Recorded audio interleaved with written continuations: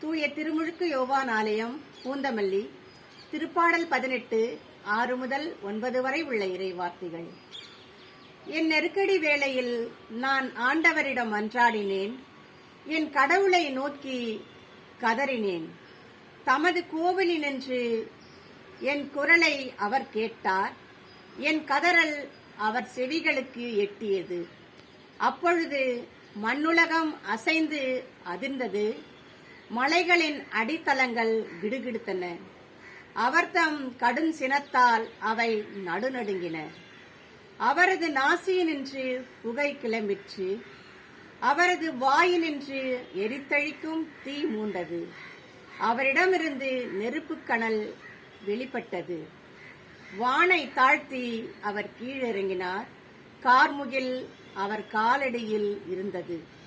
இயேசுவே ஆண்டவர், மரியே வாழ்க.